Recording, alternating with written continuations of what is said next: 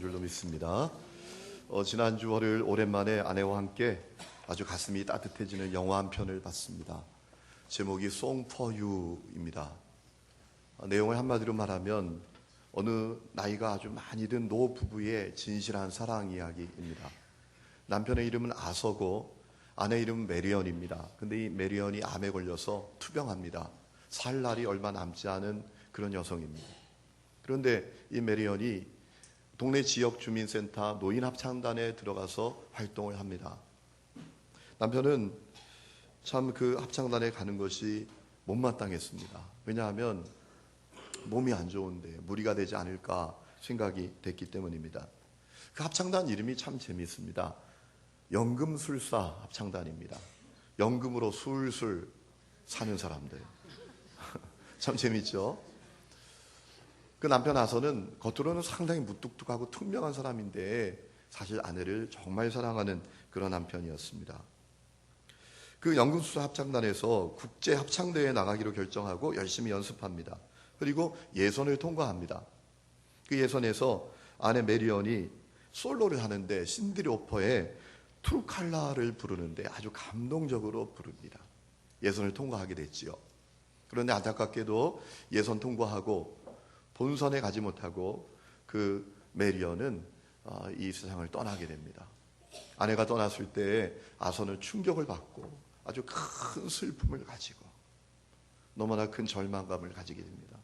얼마나 절망이 컸는지 하나밖에 없는 아들하고도 절연을 합니다.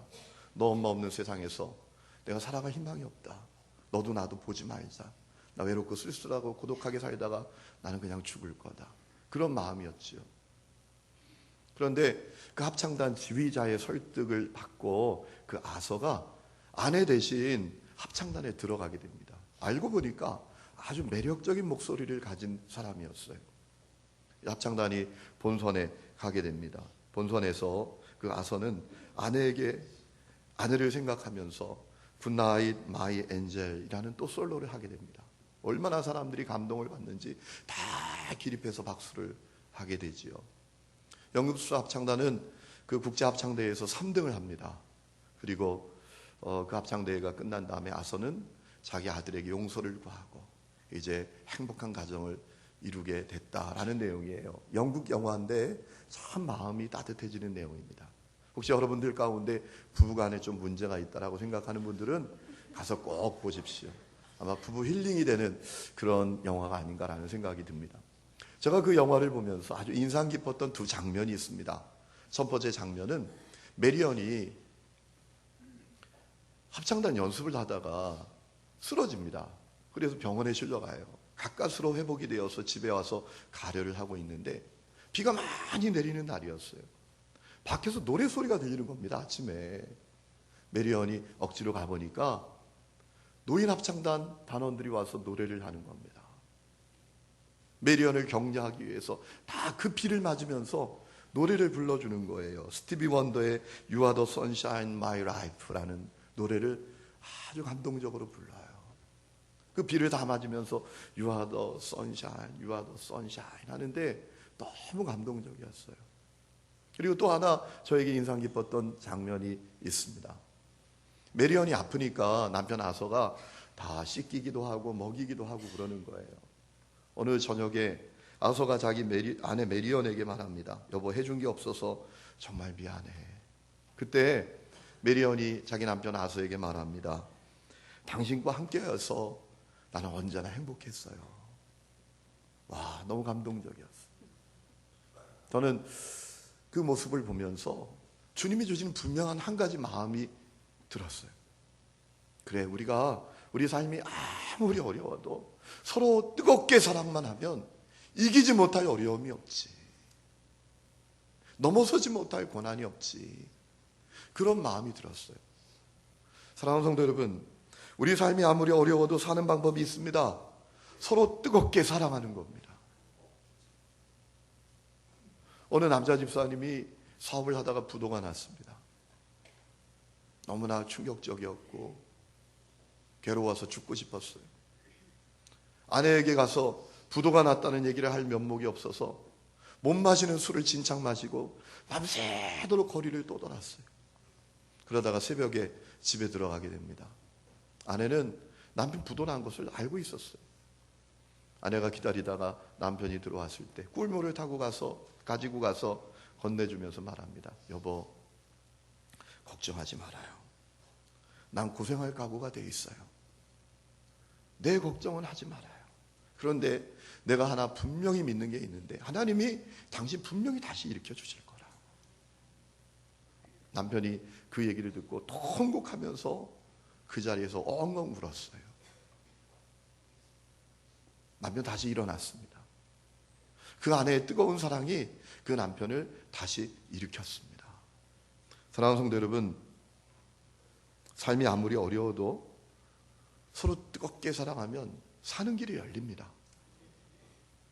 어떻습니까? 여러분은 뜨겁게 사랑하는 삶을 살고 계십니까? 사도 베드로가 베드로전서를 기록할 당시 각 지역에 흩어진 그리스도인들은 말할 수 없는 고난을 받았습니다. 예수 그리스도로 고백하고 황제 숭배하지 않는 것 때문에 얼마나 어려움을 당합니까? 손해를 보아요. 상실을 겪습니다. 사람들에게 따돌림을 당하고 또 버림을 받습니다. 심지어 자기 목숨까지 잃어버리는 환경, 그런 상황이 되어버렸어요. 얼마나 참 어려운 상황이 된 겁니까? 그들에게 사도 베드로가 전했던 메시지가 뭡니까? 지난 주간에 살펴봤죠. 거룩하라라는 거예요. 지금 고난의 상황과 어울리지 않는 얘기죠. 아니, 힘을 내라고 해야지. 지금 얼마나 어려운데, 먹고 살기도 힘들어져 있는데 힘내라고 해야지. 거룩하라고? 말이 되는 얘기입니까? 베드로는 말 된다고 본 겁니다. 왜 그렇습니까? 천국이 분명히 있기 때문입니다. 우리 인생은 안개와 같이 짧기 때문입니다. 우리는 이 세상에서 나그네 삶을 사는 사람들이고 하나님 나라 향하가는 잠깐 인생 사는 순례자들입니다. 하나님 앞에 다 서게 될 날 금방 오게 될 것입니다. 그때 거룩함 갖고 하나님 앞에 설 수 있기 때문에 거룩하라고 한 거예요. 그저 고난 중에 살겠다고 부끄럽게 살지 말고 거룩하게 살라는 겁니다. 오직 너희를 부르신 거룩한 이처럼 너희도 모든 행실에 거룩한 자가 되라 라고 도전하지 않았습니까? 그렇게 권면하고 두 번째, 베드로가 고난받는 성도들에게 권면했던 이야기는 오늘 본문의 얘기입니다. 서로 뜨겁게 사랑해야 한다는 겁니다. 22절, 너희가 진리를 순종함으로 너희 영혼을 깨끗하게 하여 거짓이 없이 형제를 사랑하게 이르렀으니 마음으로 뜨겁게 서로 사랑하라. 마음으로 뜨겁게 서로 사랑하라. 사랑하라는 거였어요. 그런데 사랑도 막연히 하지 말고 오늘 베드로가 세 가지 표현을 사용합니다. 첫 번째는 거짓 없이, 두 번째는 마음으로, 세 번째는 뜨겁게 사랑하라는 거예요. 여러분, 거짓 없이 사랑한다는 게 뭘까요? 이 거짓 없이라는 표현을 히라보에 보면 아니포크리토스입니다. 진정한, 꾸밈이 없는, 아주 우리가 쉽게 이해할 수 있는 뜻이 있는데 연기하는 것이 아닌 이런 뜻입니다. 여러분, 우리가 사랑을 해도 연기하는 것처럼 할 수 있다는 겁니다. 배우가 마치 연기하는 것처럼, 배우가 연기하는 모습을 본 적이 있으십니까? 그의 연기와 실제 삶은 얼마나 다릅니까? 그렇게 하지 말라는 거예요. 제가 얼마 전에 연회에 갔다 왔는데 좀 당황스러운 일이 있었어요. 어느 목사님을 만났어요.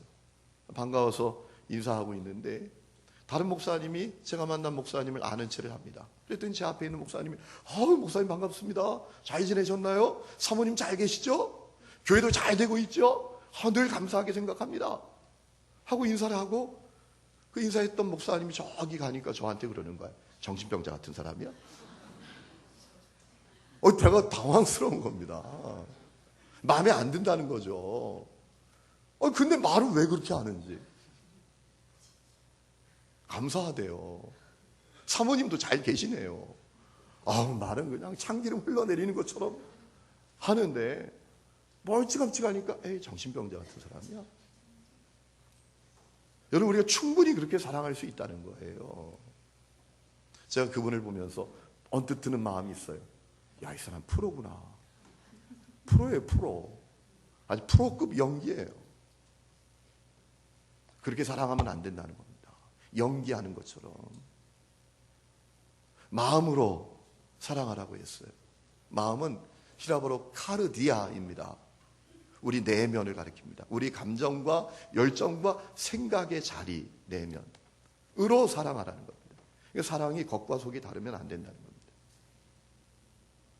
순전하게, 진실성을 가지고.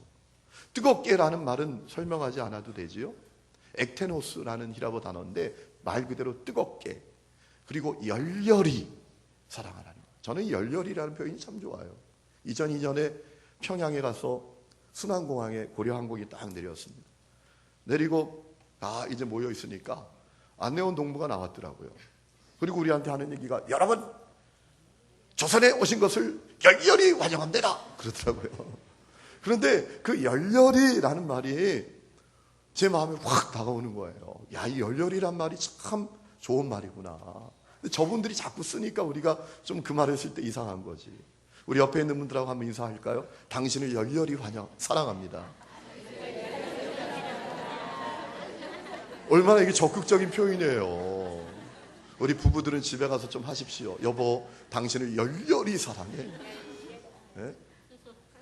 열렬히 사랑하라는 거예요. 어떻습니까? 여러분은 거짓 없이 마음으로 뜨겁게 사랑하고 살고 계십니까?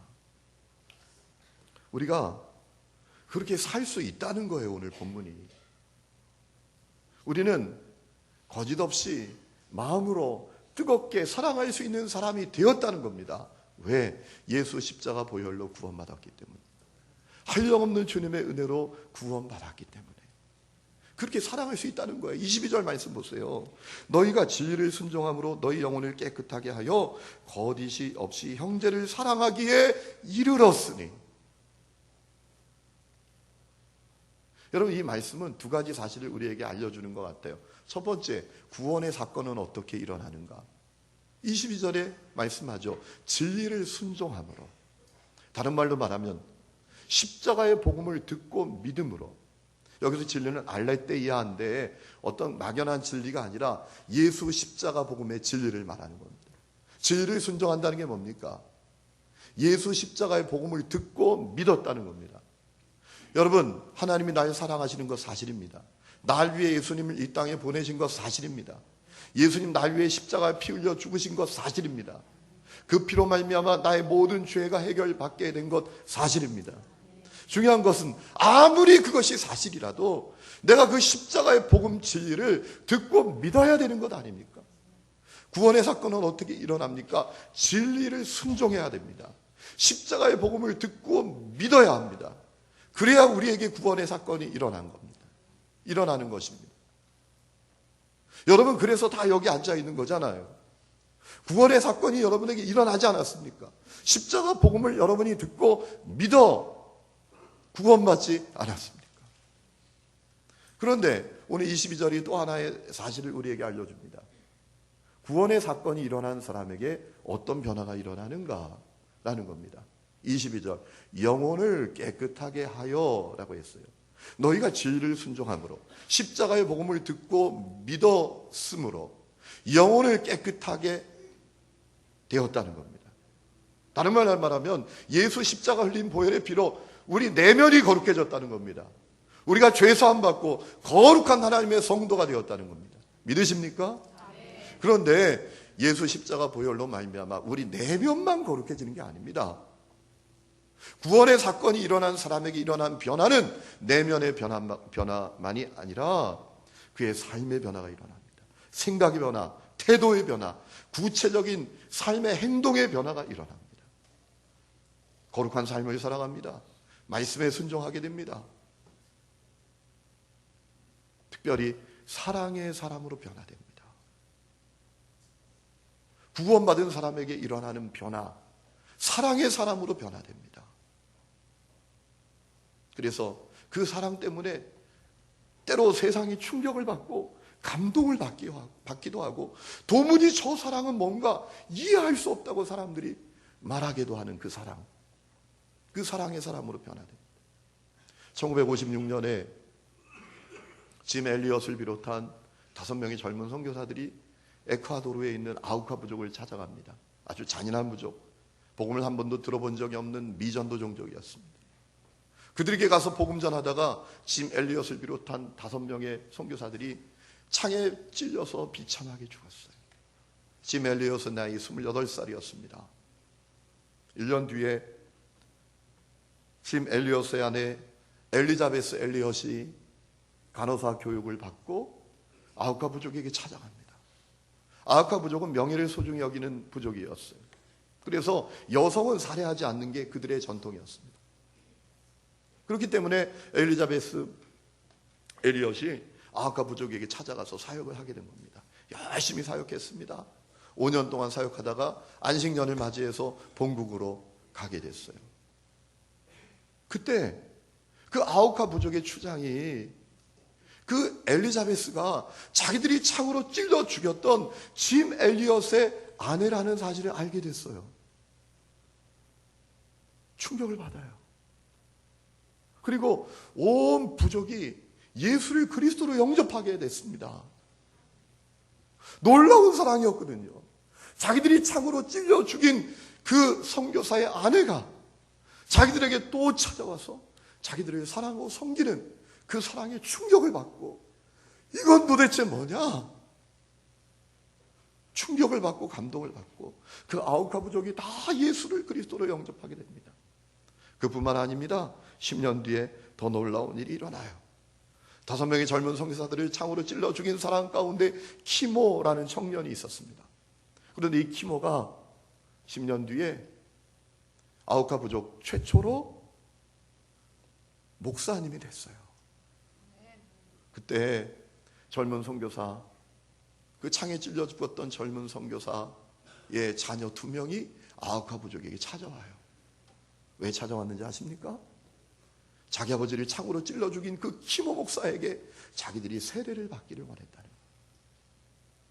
그래서 그 젊은 선교사의 2 자녀는 자기 아버지를 창으로 찔러 죽인 그 키모 목사에게 아우카 부족에 사는 팜비치 강에서 세례를 받아요.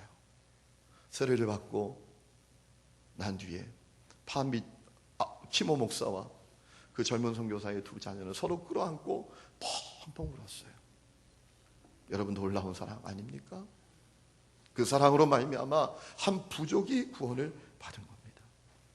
여러분, 베드로가 고난받는 성도들에게 뜨겁게 사랑하라고 권면합니다. 아무도 베드로는 주님의 말씀을 기억하고 있었어요. 예수님께서 제자들과 마지막 만찬을 나누실 때 제자들을 섬겨주십니다. 발 닦아주십니다. 그리고 마지막에 하신 말씀이 뭡니까?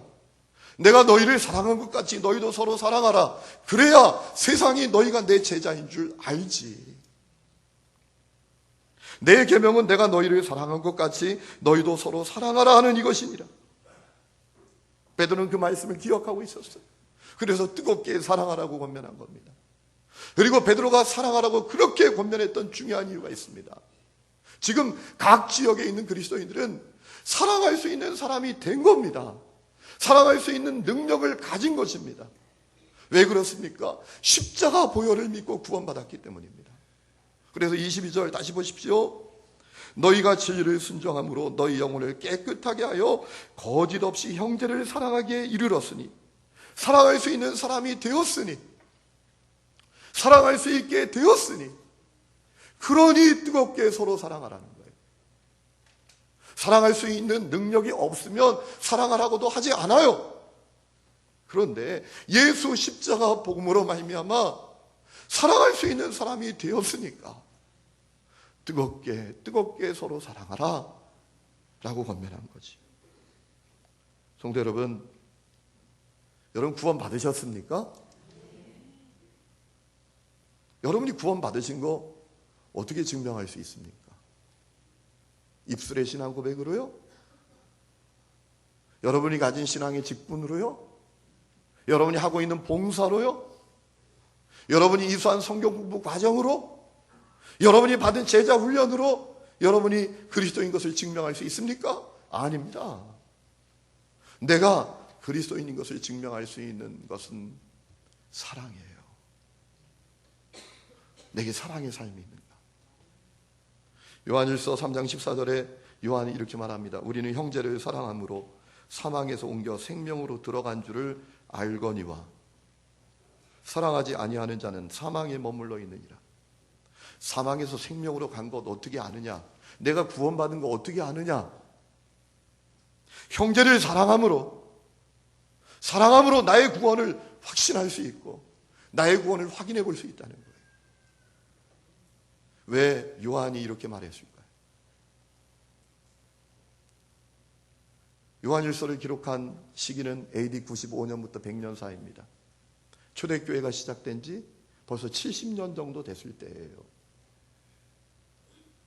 그런데 어느 날 요한이 교회 안에서 이해하지 못할 상황을 보게 돼요.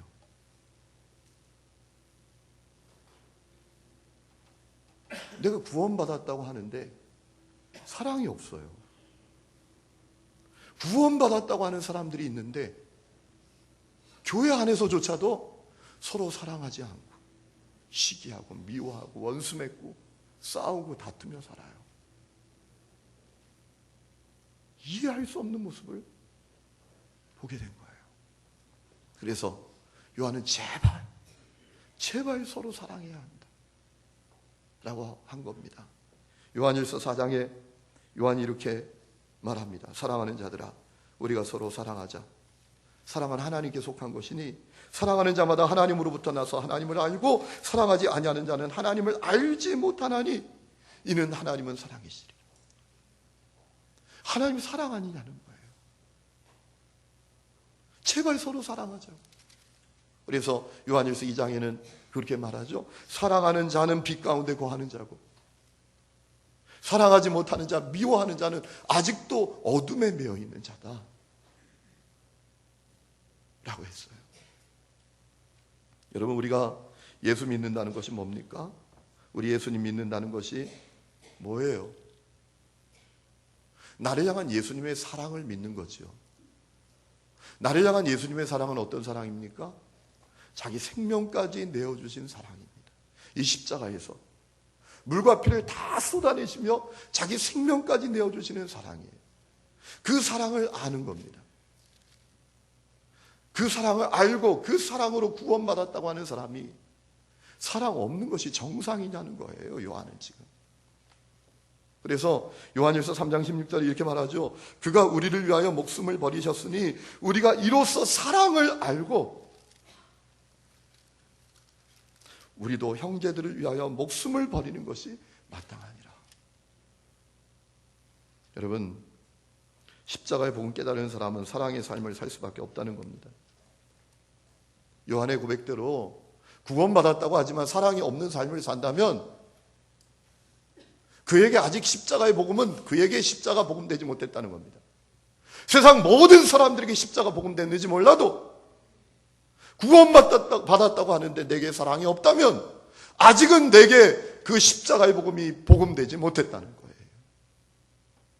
그것이 요한의 메시지입니다. 여러분은 구원받은 자로서 사랑의 삶을 살고 계십니까? 저는 제가 그래도 사랑이 많은 편에 속하는 목사인 줄 알았습니다. 그런데 어느 날 제 실체를 알게 됐어요. 한번 말씀드린 적이 있지요. 제가 충주에서 첫 목회를 할 때 연세가 지긋지든 집사님에게 정신병 걸린 딸이 있었습니다. 어느 날 그 집사님께 전화가 왔어요. 그 정신병 걸린 딸 용인 정신병원에 지금 데려다 줘야 되는데 도무지 힘들어서 대중교통 이용해서 이 아이를 못 데리고 가겠으니까 목사님이 교회 봉고차에 그 아이를 좀 태워서 데려다 주면 안 되겠느냐고. 그 얘기를 들을 때 제 마음이 너무 야속한 거예요. 왜냐하면 제가 그때 대학원 졸업반이었는데 논문 제출 기한이 얼마 남지 않아서 매일 밤 새면서 논문 쓰고 있었거든요. 이렇게 힘든데 거절도 못하고 어려운 마음으로 다녀왔죠. 용인에서 돌아와 그분 마을 입구에서 내려드리고 교회에 올라오는데 주님께서 저에게 그렇게 책망하십니다.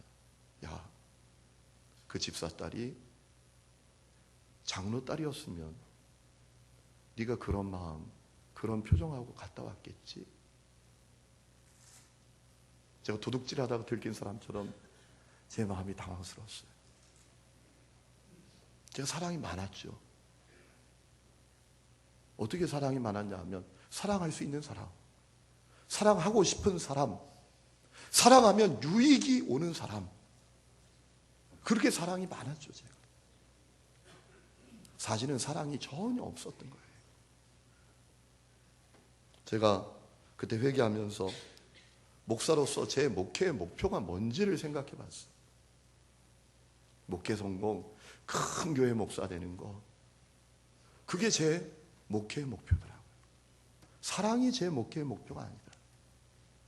제가 얼마나 예수를 목사이기 전에 믿는데 비성경적으로 믿는지 알게 됐습니다.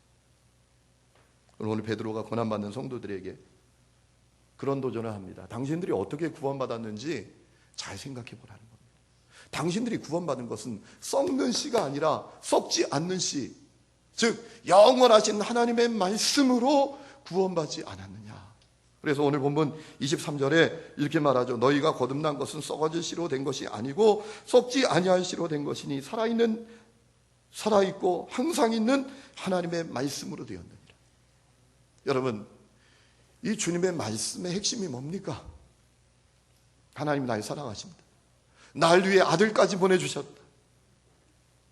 예수께서 날 위해 물과 피를 다 쏟으며 십자가에서 목숨까지 내어주시면서 날 사랑하셨다. 그것이 이 말씀에 있는 핵심 아닙니까? 그것이 영원한 주님의 말씀의 핵심이잖아요. 우리가 구원받은 것은 그 말씀으로 구원받은 거 아닙니까? 그렇지 않느냐는 거예요. 그 다음에 베드로가 이렇게 말합니다. 24절, 모든 육체는 풀과 같고 그 모든 영광은 풀의 꽃과 같으니 풀은 마르고 꽃은 떨어지게 되어 있다라는 말씀이에요. 이사야 40장에 있는 말씀 인용한 거죠. 왜 이 말씀을 인용한 겁니까? 무슨 의미입니까? 사람이 가진 어떤 조건, 또 외적 화려함은 다 허무하게 사라질 때가 온다는 겁니다. 사람의 인생이 풀 같고 그가 이룬 성취, 그가 가진 돈, 그가 가진 명예, 그가 가진 업적 다 풀의 꽃같이 사라질 때가 온다는 겁니다.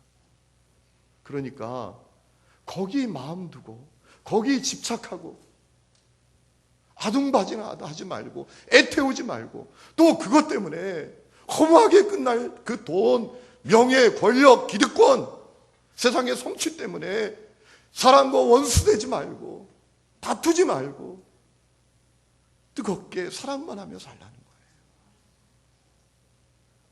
여러분, 사람에게 죽음의 시간이 찾아오면 어떤 것이 가장 아쉽고 후회되는지 아십니까? 내가 더 돈 많이 벌지 못한 것? 더 많은 성취를 갖지 못한 것? 더 많은 명예, 권력을 갖지 못한 것 때문에 우리 마음이 아쉬워질까요? 후회스러울까요? 아닙니다. 사랑하지 못한 것, 그것 때문에 아쉽고 후회가 돼요. 벽제 낙골당에 가면 죽은 사람에게 글을 남기는 필기대가 있습니다. 거기 수많은 글이 있는데 그 글의 핵심은 다른 거 아닙니다. 미안한다, 사랑한다. 미안하다, 사랑하다, 사랑한다. 그거예요. 여러분, 오늘 우리 주위를 보면 서로 사랑하지 못하는 이유가 많죠. 그런데 그 이유를 보면 대부분 작은 이유예요. 작은 것 때문에 옳고 그르냐 그거 가지고 따지다가 원수가 되고, 본질적인 문제도 아닙니다. 큰 문제도 아니에요. 그렇게 중요하지 않은 것에 대해서 이것이냐 저것이냐 그거 가지고 교회 안에서도 가정 안에서도 그거 가지고 아웅다웅 하다가 서로 시기하고 미워하고 질투하고 원수 맺고 사는 거 아니에요. 지난주 3부 예배 마치고 식당에 갔더니 저희 교회 장로님 한 분이 한숨을 푹 쉬세요. 장로님 무슨 일이 있으세요? 라고 했더니 그 장로님이 하시는 말씀이, 요즘 우리 교단 남자 평신도 단체장 누가 되느냐 가지고 평가르고 다투고 목숨 걸고 싸운다는 거예요. 이게 어떻게 되는 일이냐. 여러분 그렇게 싸워서 평신도 단체장 된다고 하십시다. 하나님 기뻐하시나요? 그거 가지고 뭐 할 수 있겠어요? 우리가 그렇게 사니까 교회 위상이 추락하고 하나님의 영광이 가려지는 거죠.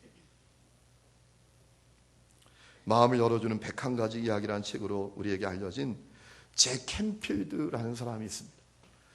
그분이 또 다리 쓴 책 가운데 사람보다 아름다운 영혼을 가진 동물 이야기라는 책이 있습니다. 그 책에 보면 이런 내용이 있습니다. 어떤 남성이 어른입니다. 아주 아끼던 애견이 강아지가 죽었어요. 너무 슬프고 안타까워하면서 탄식하며 질문을 합니다. 왜 동물은 사람보다 일찍 죽는가? 그 어른이 질문했는데 대답을 어린 아이가 합니다. 어린 아이가 이렇게 대답을 해요. 그대로 읽어보면 전 왜 동물의 수명이 인간보다 짧은지 그 이유를 알아요. 모든 사람은 어떤 삶이 훌륭한 것인지를 배우러 태어나는 거예요. 상대방을 사랑하는 친절한 사람이 되기 위해서요. 그런데 동물은 이미 그 방법을 알고 있거든요. 그러니까 이 세상에 오래 머무를 필요가 없는 거예요. 기가 막힌 얘기죠. 여러분, 장애우들을 돕는 개들이 있지 않습니까? 장애우의 어떤 형편에 따라서 장애우들을 돕는 개들이 나뉜다고 합니다. 예를 들면 시각 장애인들을 위한 맹인 안내견, 청각 장애인들을 위한 보청견, 지체 장애인들을 위한 지체 장애 도우미견, 정신 지체 장애인들을 위한 치료 도우미견으로 나눈다는 겁니다. 그런데 보통 맹인 안내견이나 지체 장애 도우미견은 8개월에서 12개월 정도 되면 훈련이 돼서 사람들을 돕고 걔네들이 평생 산답니다. 그리고 청각장애들을 돕는 보청견은 4개월에서 6개월 정도 되면 그 아이들이 훈련이 끝나고 사람들을 돕는데요. 제가 그 글을 읽다가 망치로 제 가슴을 꽉 때리는 것 같은 느낌이 가졌어요. 여러분, 주님께서 우리에게 어떤 삶이 가장 훌륭하고 어떤 삶이 가장 아름다운지 어떤 삶이 가장 옳은지 알려주셨잖아요. 뜨겁게 사랑하면서 사는 삶. 우리가 그거 모르지 않아요. 우리는 개보다 존귀한 존재입니다. 하나님의 형상대로 창조된 거룩한 존재들이. 그런데 평생 배워도 못 배우고 평생 살아도 못 깨닫는 거예요. 그것은 남의 문제가 아니라 제 문제였기 때문에 망치가 내 마음을 쾅쾅 두드리는 것 같은 그런 마음을 가졌었어요. 제 부모님 두 분이 생존해 계십니다. 아버님은 지금부터 7, 8년 전에 뇌졸중을 당하셔서 이제 몸의 한쪽이 다 마비가 되셨죠. 어머니는 5년 전에 교통사고가 나서 한쪽 다리 무릎 이하를 못 쓰시게 됐어요. 거동이 어려운 겁니다. 이분들이 자식들에게 신세 안 지시겠다고 두 분만 힘들게 지내셨는데 이제 연세가 너무 많이 드시고 불편해서 도무지 두 분이 사실 수 없게 된 거예요. 자식들이 모셔야 되는데 다 형편이 그래서 결국 장남인 제가 집으로 모셔야 되는 상황이 되었어요. 그런 상황이 되자 제 마음이 어려운 거예요. 제 마음이 힘든 겁니다. 부모님이 원망스러운 마음도 들었어요. 좀 건강해서 자식이 목회만 전념할 수 있도록 해주시면 안 되나? 왜 이렇게 힘들게 하나? 라는 마음이 들었어요. 제 아내와 함께 우리가 모시고 오자 라는 결정을 하고 제 마음에 몸이 불편한 그분들을 어떻게 모시고 사나 라는 생각을 하는데 주님이 저에게 그런 마음을 주셨어요. 어떡하긴 어떡해. 뜨겁게 사랑하면 되지. 어떻게 하면 어떻게? 어떻게 하긴 어떻게? 뜨겁게 사랑하기만 하면 되지. 여러분, 하나님께 너무 죄송한 마음이 들었어요. 제가 목회를 하는 목사 아닙니까? 제가 나이가 40대 중반이잖아요. 40대 중반이 넘었잖아요. 제가 목사예요. 나이도 50이 다 됐어요. 그런데 사랑을 깨닫지 못하고 아직도 사랑을 더 배워야 되는 겁니다. 이 마음이 들고 너무나 죄송한 마음이 들었어요. 여러분, 제가 주님의 그 마음 가지게 되고 어떻게 하긴 어떻게 사랑하면 되지. 그러니까 문제가 다 간단해지는 거예요. 어려운 게 없는 겁니다. 사랑하려고 마음 먹으니까 복잡할 게 없어요. 어려운 게 없어요. 다 간단해져요. 여러분, 우리가 살아가면서 사랑하기에 마음이 너무나 힘들고 괴로운 사람들도 있지요. 생각만 해도 가슴이 벌렁거리고 숨이 가빠지고 기운이 빠지고 머리가 아프고 입맛이 없어지고 그런 사람도 있죠. 그러나 주님은 사랑하라고 하십니다. 여러분, 기억해야 될 것이 있습니다. 우리가 사랑할 능력이 있어서 사랑하는 게 아니라 우리가 사랑하면 주님이 그분의 사랑을 우리에게 부어주시기 때문에 사랑할 수 있는 겁니다.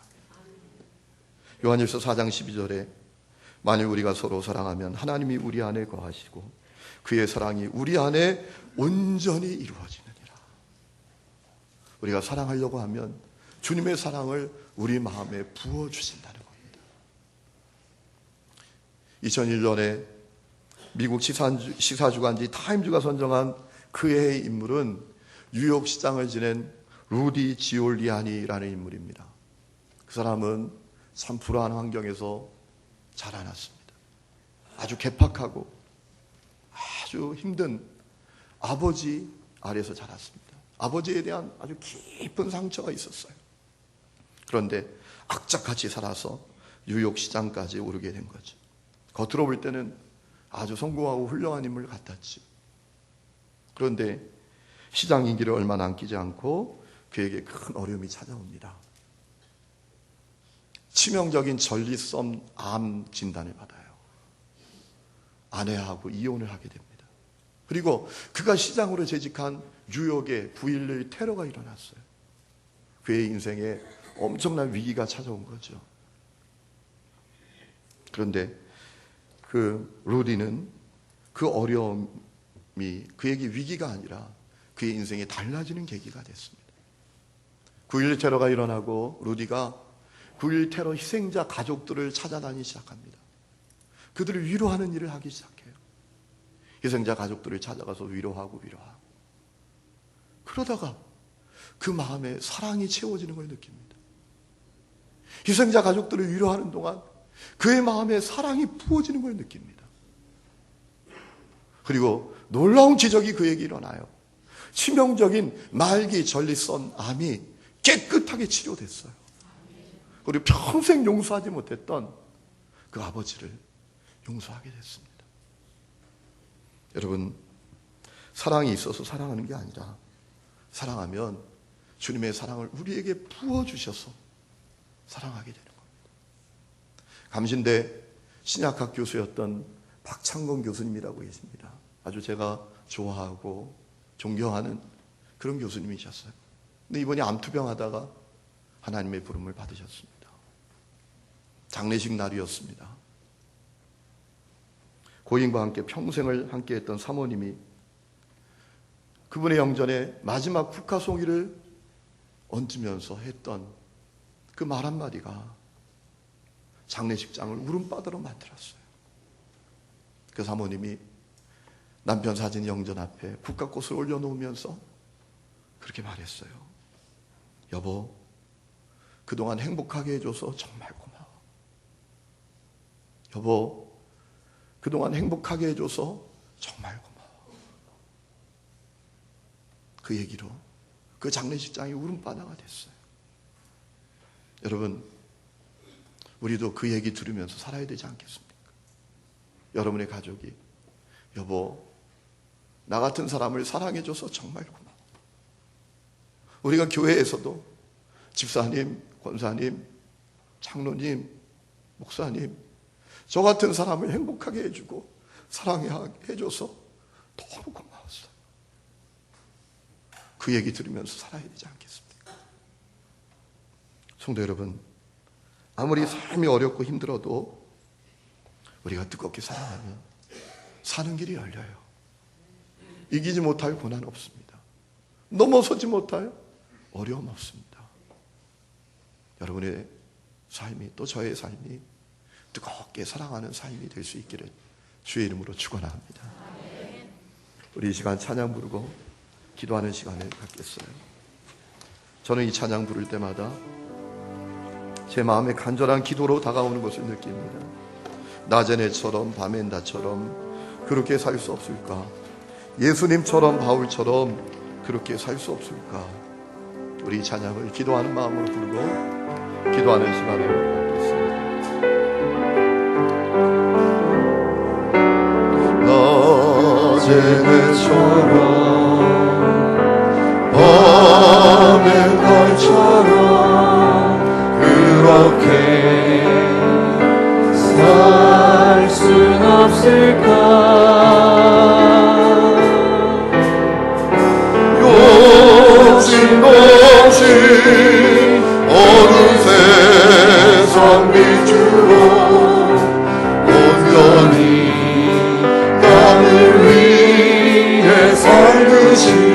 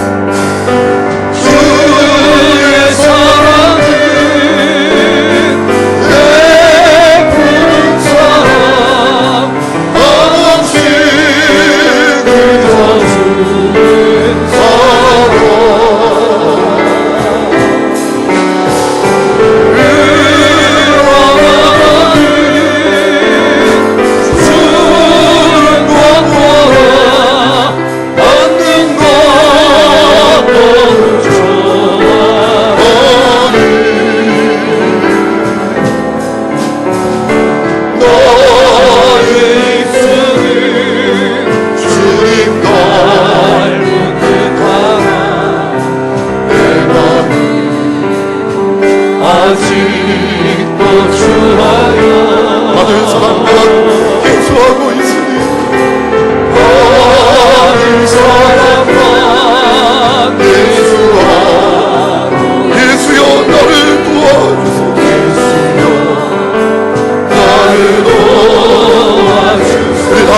일어나서 찬양합니다.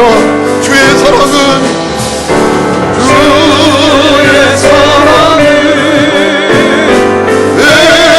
베푸는 사랑 한없이 그저 주 사랑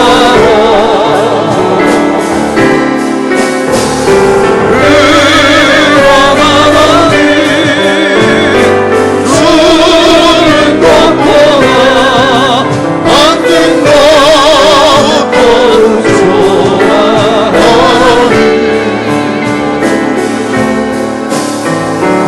나의 입술이 주님 닮은 듯하나 내 안이 아직도 좋아요. 어리석은 사랑과 예수하고 있으니 예수여 나를 도와주소서. 예수여 나를 도와주소서. 예수여 나를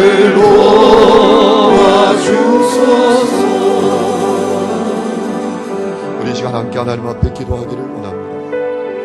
오늘 우리가 참 어렵다는 말을 많이 합니다. 이 어려운 가운데 어떻게 살아야 되겠느냐고 한탄하고 질문할 때도 많이 있습니다. 그러나 성경은 어려운 때 우리가 어떻게 살아야 하는지 그 답을 이미 말씀하셨습니다.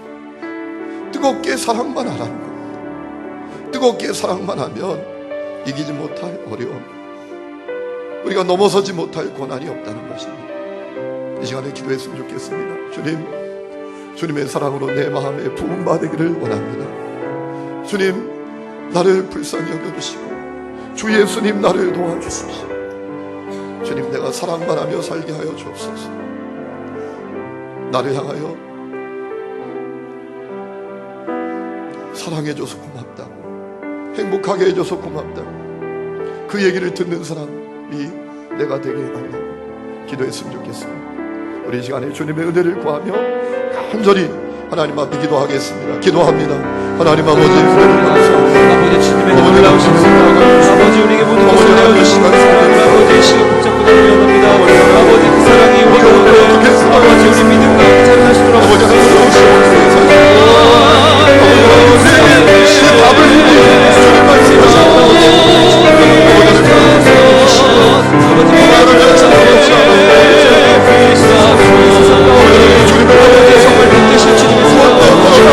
주님 말씀하시고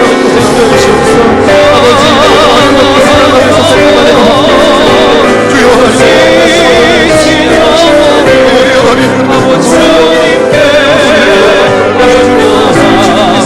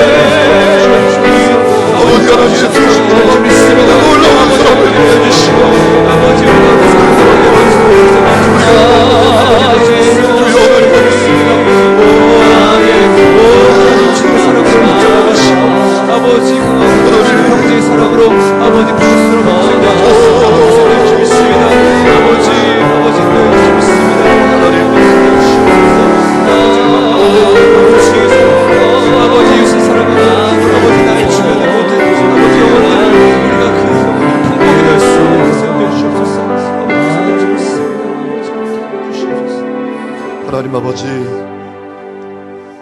어렵고 힘든 때를 우리가 어떻게 살아가야 하겠습니까? 주님이 이미 답을 우리에게 주셨는데, 주님, 우리가 어렵고 힘든 때 더욱 뜨겁게 사랑하는 삶을 살게 하여 주시옵소서. 나 같은 사람을 사랑해줘서 고마웠다고, 나 같은 사람을 행복하게 해줘서 고마웠다고, 그 이야기를 들을 수 있는 우리 성도들 한 사람 한 사람 되게 하여 주옵소서. 이제는 우리 주 예수 그리스도의 은혜와 하나님 아버지의 크고 놀라운 사랑과 성령의 내주 동행하심이